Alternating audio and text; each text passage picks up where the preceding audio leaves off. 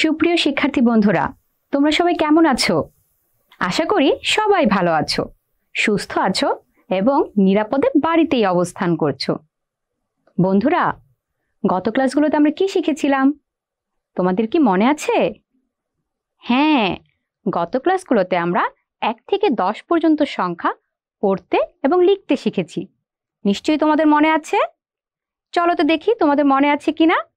আমরা আজকে আবার একটু 1 থেকে 10 পর্যন্ত সংখ্যাগুলো লিখি।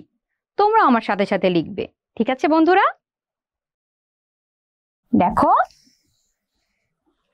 1 2 3 4 5 6 7 8 9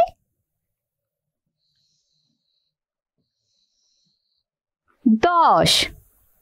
কি বন্ধুরা, তোমরা কি লিখতে পেরেছো? নিশ্চয়ই পেরেছো, তাই না বন্ধুরা?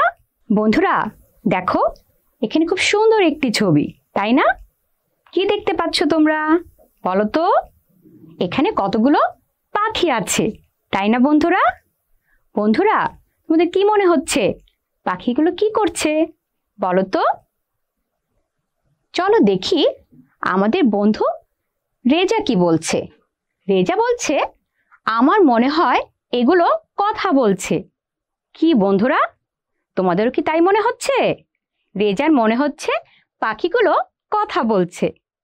হ্যাঁ, হতেই পারে, তাই না? বন্ধুরা বলো তো, এখানে কতগুলো পাখি আছে? একটু গণনা করে দেখো তো, এখানে কতগুলো পাখি আছে বলো তো বন্ধুরা?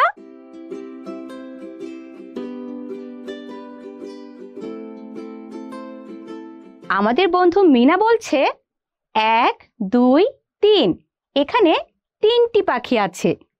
দেখো বন্ধুরা, এখানে 1 2 3, 3টি পাখি আছে, অর্থাৎ মিনা একদম ঠিক বলেছে, তাই না বন্ধুরা? বন্ধুরা দেখো, একটি পাখি উড়ে গেল, তাই না বন্ধুরা? তাহলে এখানে কয়টি পাখি রইল বলো তো? আমাদের বন্ধু রেজা বলছে 1 2, এখানে 2টি পাখি আছে।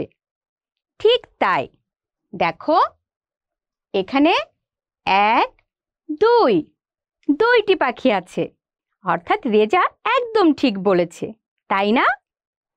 দেখো তো এবার কি হলো? কি বন্ধুরা, কি হলো এবার বলো তো? মিনা বলছে আর একটি পাখি উড়ে গেল, গাছের ডালে আর একটি পাখি রইল। ঠিক তাই, আরো একটি পাখি উড়ে গেল, তাই আর একটি পাখি রইল। দেখো, যদি আরো একটি পাখি উড়ে যায় তাহলে কি হলো বলো তো? রেজা বলছে এখানে আর একটি পাখিও নেই। ঠিক তাই, দেখো এখানে কিন্তু আর একটি পাখিও নেই। তাহলে কয়টি পাখি রইল? মিনা বলছে কোনো পাখি না থাকলে কিভাবে সেটাকে সংখ্যায় প্রকাশ করব? তাই তো, যদি কোনো পাখি নাই থাকে তাহলে আমরা কিভাবে সেটাকে সংখ্যায় প্রকাশ করব?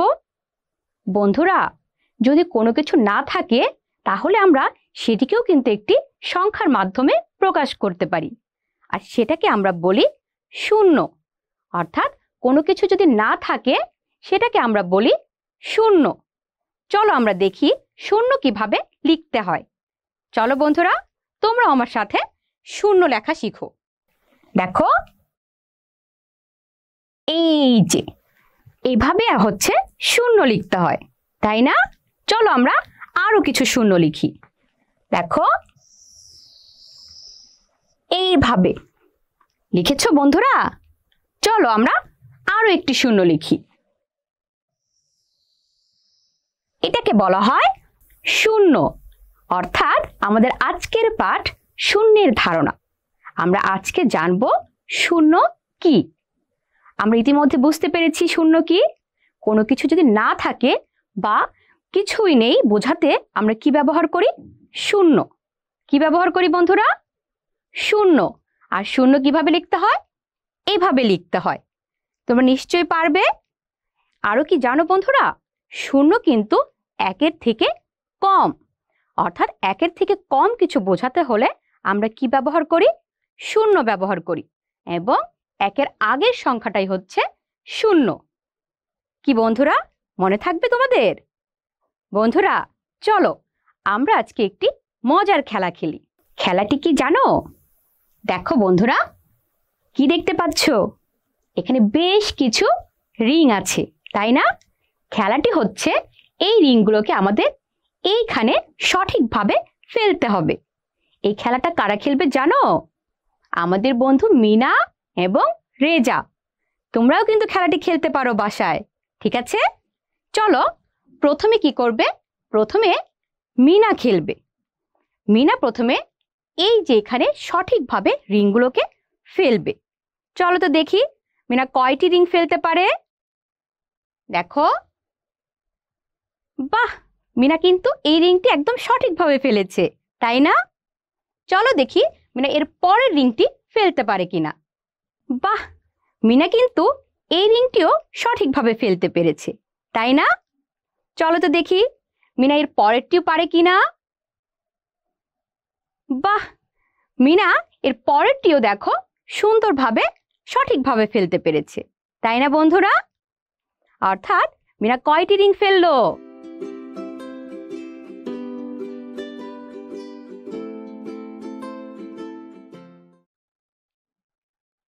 মিনা বলছে 1 2 3, আমি 3টি রিং ঠিকভাবে ফেলতে পেরেছি।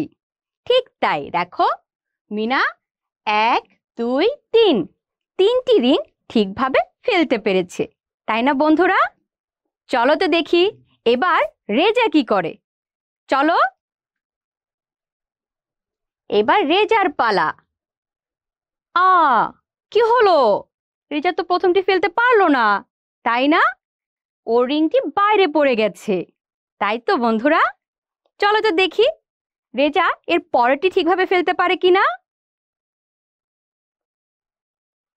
বা, এটাও তো কি হলো? এটাও তো সে সঠিকভাবে ফেলতে পারলো না, তাই না বন্ধুরা? চলো দেখি এর পরে কি করে রেজা। রেজা এবারেরটাও পারলো না। কি হলো বলো তো?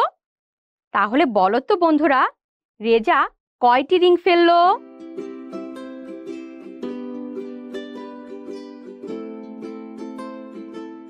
চলো দেখি রেজা কি বলছে। রেজা বলছে আমি কোনো রিং ঠিকভাবে ফেলতে পারিনি। ঠিক তাই, দেখো রেজা কিন্তু কোনো রিংই ঠিকভাবে ফেলতে পারেনি। তার মানে কি হলো? রেজা বলছে অর্থাৎ আমি 0টি রিং ফেলতে পেরেছি। ঠিক তাই, রেজা কিন্তু এটা বলতে পেরেছে রেজা কোনো রিং ফেলতে পারেনি, অর্থাৎ রেজা 0টি রিং ফেলেছে, তাই না বন্ধুরা? তাহলে আজকে আমরা শূন্য কি সে সম্পর্কে কিন্তু আমরা ধারণা পেলাম। কি তোমরা কি বুঝতে পেরেছো? বলো তো শূন্য কি? চলো দেখি আমাদের বন্ধুরা কি বলে। রেজা বলছে এটি হলো 1-এর আগের সংখ্যা। ঠিক তাই, 0 হলো 1-এর আগের সংখ্যা, তাই না? মিনা বলছে এটি 1-এর চেয়ে ছোট। হ্যাঁ, 0 1-এর চেয়ে ছোট। আমরা নিশ্চয়ই বুঝতে পেরেছি 0 হচ্ছে কি 1-এর আগের সংখ্যা এবং 1-এর চেয়ে ছোট। তোমাদের নিশ্চয়ই মনে থাকবে। বন্ধুরা দেখো তো এখানে কি দেখতে পাচ্ছ? দেখো কত চমৎকার একটি ছবি। কি দেখতে পাচ্ছি আমরা বলো তো?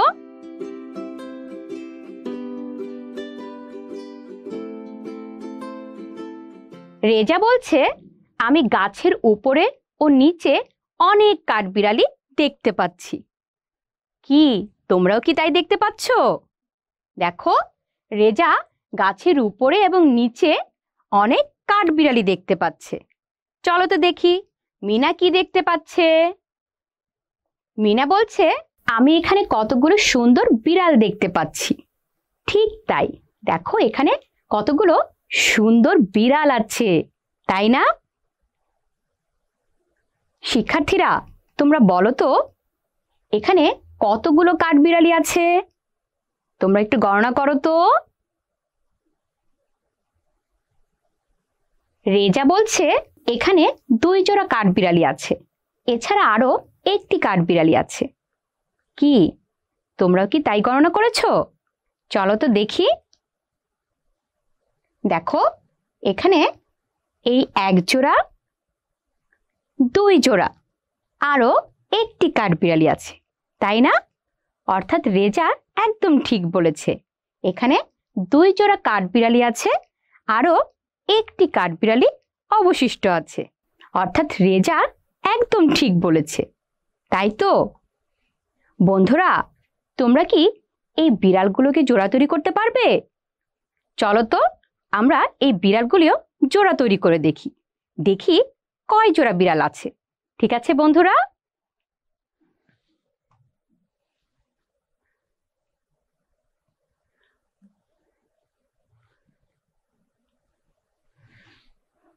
দেখো বন্ধুরা, এই 1 জোড়া বিড়াল, তাই না? এই দুটো মিলে আরো 1 জোড়া, আবার এই দুটো মিলে আরো 1 জোড়া, তাই না? বলো তো এখানে কয় জোড়া বিড়াল আছে?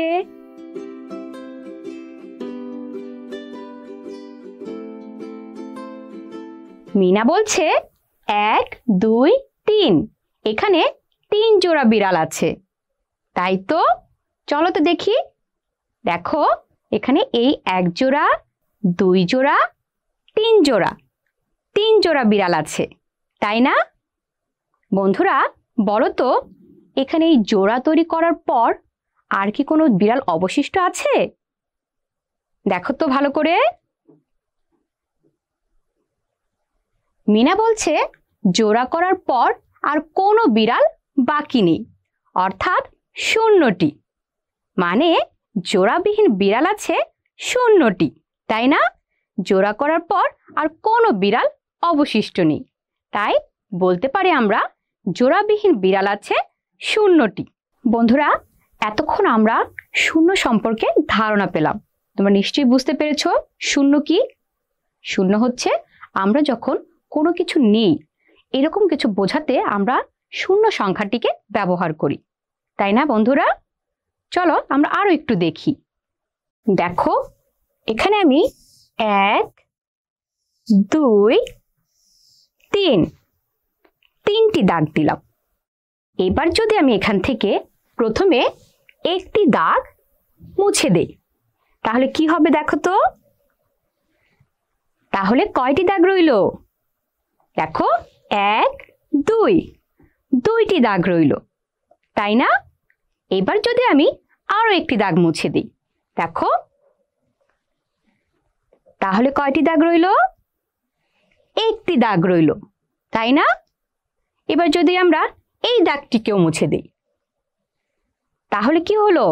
দেখো আর একটি দাগও কিন্তু নেই, তাই না? তাহলে আমরা কি বলতে পারি? এটাকে আমরা বলতে পারি শূন্য। কি বলতে পারি? শূন্য। তোমরা নিশ্চয়ই বুঝতে পেরেছো আমরা এভাবে শূন্যকে প্রকাশ করি।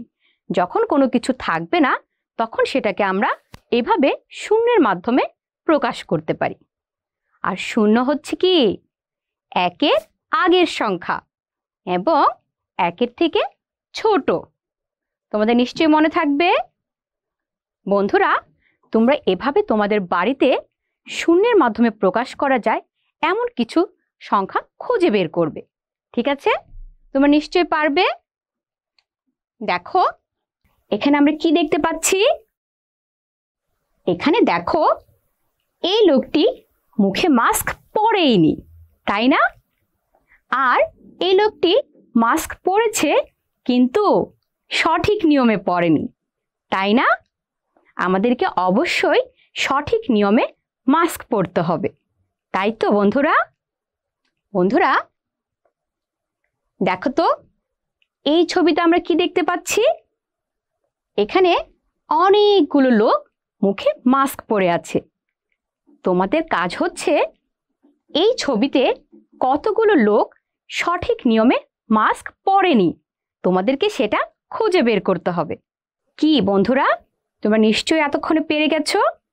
এখানে সঠিক নিয়মে মাস্ক পরেনি এমন সংখ্যা একটিও নেই, অর্থাৎ সংখ্যাটি হবে 0, তাই না?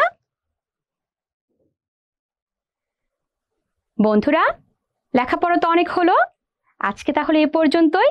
সবাই ভালো থেকো, সুস্থ থেকো এবং নিরাপদে বাড়িতেই অবস্থান করো। সবাইকে অসংখ্য ধন্যবাদ।